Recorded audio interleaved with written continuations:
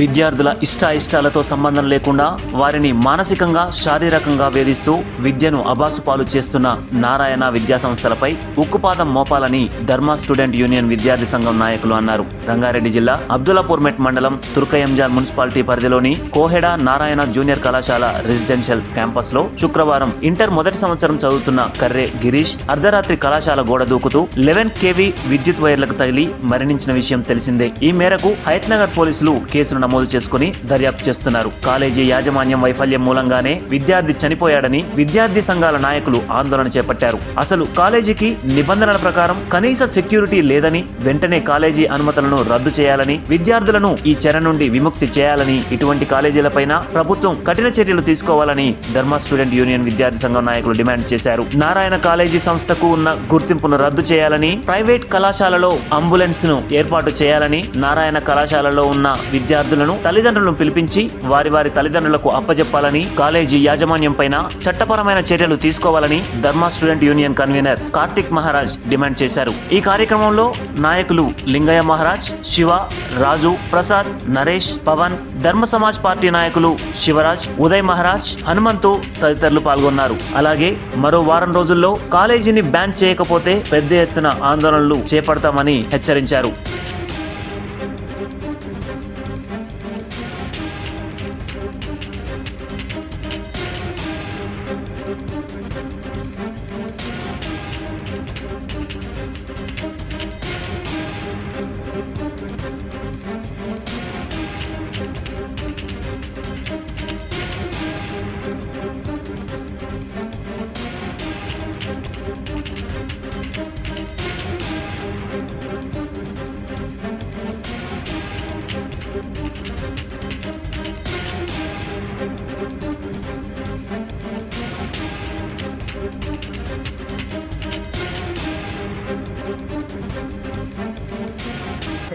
Narayana college Koyada బ్రాంచ్లో గిరీష్ అనే ఒక వ్యక్తి చనిపోవడం జరిగింది.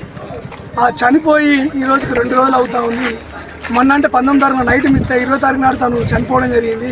ఆ చనిపోయిన దగ్గర నుంచి ఇప్పటి వరకు కూడా యాజమాన్యం ఏమాత్రం కూడా చనిపోయిన డిక్లరేషన్ కూడా ఇవ్వలేదు. కనీసం మిస్ అయిన అని కూడా వాళ్ళ సంబంధిత పేరెంట్స్ కూడా చెప్పిన దాఖలు లేవు. అంటే కేవలం ఒక నెగ్లిజెన్స్ ఆఫ్ ఒక యాజమాన్యం మీదనే దీని ఒక రెస్పాన్సిబిలిటీ తీసుకొని వీళ్ళ యాజమాన్యం దీని బాధ్యత తీసుకొని ఈ నారాయణ కాలేజీని గుర్తింపు రద్దు చేయాలని చెప్పేసి ధర్మ స్టూడెంట్ యూనియన్ ఇక్కడ డిమాండ్ చేయడం జరుగుతూ ఉంది. అదేవిధంగా వీళ్ళ మీద అంటే యాజమాన్యం నుంచి ఇక్కడ దాకా వాటిని వరకు వీళ్ళందరి మీద కూడా క్రిమినల్ చర్యలు తీసుకోవాలి. సంబంధిత బాధితుల మీద ₹1 కోటి ఎక్స్గ్రేషియో కూడా ప్రకటించాలి. ఎందుకంటే సార్ ఒక నష్టం ప్రాణం పోయింది. ఆ ప్రాణం మీద ఎన్నో కోటి ఆశలతోని ఇక్కడికి పిల్లలు వాళ్ళ కష్టం రెక్కలు శ్రమతో వచ్చి ఇక్కడ రూపాయి కడతా ఉంటే ఆ రూపాయలు తీసుకుంటున్నారు తప్ప పిల్లలకి కనీస జాగ్రత్తలు కానీ కనీస సేఫ్టీ మెజర్మెంట్స్ కూడా ఇవ్వలేని దుస్థితిలో ఉన్న ఈ కాలేజ్. మరి ఇలాంటి కాలేజీలకి గవర్నమెంట్ ఆఫ్ తెలంగాణ ఎడ్యుకేషన్ ఎందుకు భరిస్తాం? సో వీళ్ళ మీద కఠిన చర్యలు తీసుకోవాలి. ఈ యాజమాన్యాన్ని కూడా మేము అల్టిమేట్ ఒకటే చెప్తా ఉన్నాం, ఇక్కడున్న ఇన్స్టిట్యూషన్స్ ఇది మొత్తం రద్దు చేయాలి. ఇక్కడున్న పిల్లల మొత్తం కూడా హాస్టల్స్ పంపించాలి. మీరు ఫస్ట్ సమాజంలో విద్యను పెంచడం కాదయ్యా, ఫస్ట్ మీరు మారండి. వాళ్ళ సైకాలజీ చదవండి, పిల్లల మానసిక పరిస్థితి మీరు చదవండి. ఫస్ట్ మీరు చదివిన తర్వాత వాడి వయసు ఎంత, వాడికి ఎంత చదువు చెప్పాలి, ఎంత తిండి పెట్టాలి, వాడిని భయపెట్టాలా, బుజ్జగించాలా, ఫస్ట్ మీరు చదివిన తర్వాత ఈ ఎడ్యుకేషన్ ఇన్స్టిట్యూషన్స్ పెట్టి మీరు రన్ చేయించండి. ఎంతోమంది చిన్న పిల్లలు సార్ 16 సంవత్సరాలు వాడు మానసికంగా ఎంత ఇబ్బంది పడి ఉంటాడు, మానసికంగా ఎంత క్షోభ పడి ఉంటాడు. ప్రతి సంవత్సరం ఇలాంటి ఇన్స్టిట్యూషన్స్లో పెద్ద మాఫియాలలో పిల్లలు చనిపోతూ ఉంటారు. కాబట్టి చనిపోయే దాని మీద గవర్నమెంట్ ఆఫ్ తెలంగాణ ఇమీడియట్గా రెస్పాండ్ కావాలి. బాధాకరం ఏంటంటే నిన్న నుంచి ఇంతవరకు బాధ్యులు అయిన డిఐఓ డిస్ట్రిక్ట్ ఇంటర్మీడియట్ ఎడ్యుకేషన్ ఆఫీసర్కి కాల్ చేస్తే కూడా ఇంతవరకు రెస్పాండ్ కావాలి. ఈ యాజమాన్యం కూడా కనీసం వాళ్ళ పేరెంట్స్ దగ్గరకు వచ్చి మందలు ఇచ్చిన దాఖలు ఎప్పటిదాకా. ఇంత కఠిన హృదయం ఎందుకు మీకు? మీరు ఒక తల్లిదండ్రులే కదా, మీ పిల్లలు పోతే మీకు నొప్పి ఎలా ఉంటుంది సార్? మరి ఆ నొప్పి మీరు చూసుకోవాలి కదా. కాబట్టి దీని మీద యాజమాన్యం కూడా నిజంగా నీకు నీతి నిజాయితీ ఉంటే, మానవత్వం ఉంటే నువ్వు వెంటనే ఇన్స్టిట్యూషన్స్ అన్ని బంద్ చేసుకొని కొన్ని 100,000 మంది పిల్లలకి ఈ మానసిక శోభ నుంచి బయట పడేసిన వాడి వైపు ఈ మానసిక శోభ నుండి మీరు బయట వేయండి. దీని బాధ్యత వహించి ఇప్పుడు ఎవరైతే దీని బాధ్యత రహితంగా ఉన్నారో వీళ్ళ మీద కఠిన చర్యలు తీసుకోవాలి. మీ ఇన్స్టిట్యూషన్ నుంచి కూడా వాళ్ళని బర్తరఫ్ చేయాలి. ఒకవేళ మీరు ఇన్స్టిట్యూషన్లో ఉన్న చర్యలు తీసుకోకపోయినా, ఇక్కడ జరుగుతున్న కాలేజ్ స్టూడెంట్స్ మీరు ఇంటికి పంపించకపోయినా, మళ్ళీ వితిన్ ఒక 4 to 5 days మళ్ళీ కొన్ని 100,000 మంది వచ్చి ఈ ఇన్స్టిట్యూషన్ మీద కూర్చోవడం జరుగుతూ ఉంటుంది. ఈ యాజమాన్యాన్ని మేము డిమాండ్ చేస్తూ ఉన్నాం. కాబట్టి వీళ్ళ మీద బాధ్యతలు తీసుకోవాలి, సంబంధిత ఎవరైతే బాధితులు ఉన్నారో వాళ్ళకి న్యాయం చేయాలి అని మేము యాజమాన్యాన్ని కోరుకుంటా ఉన్నాం.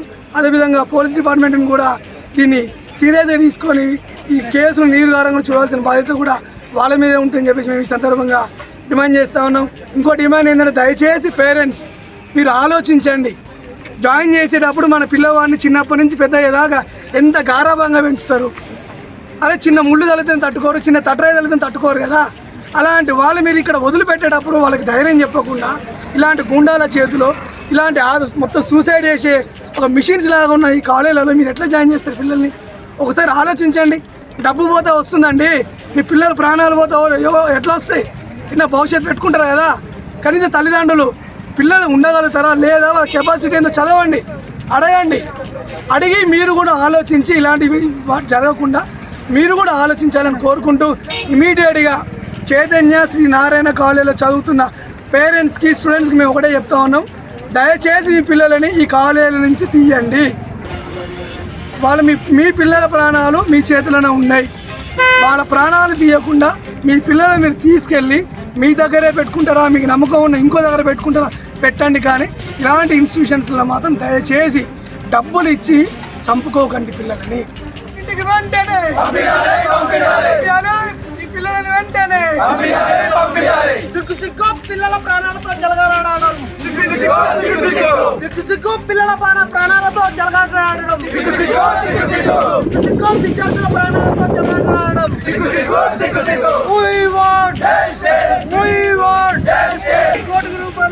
వెంటనే తీసుకోవాలి, సంబంధిత యాజమాన్యంపై వెంటనే సంబంధిత యాజమాన్యంపై వెంటనే చర్యలు తీసుకోవాలి.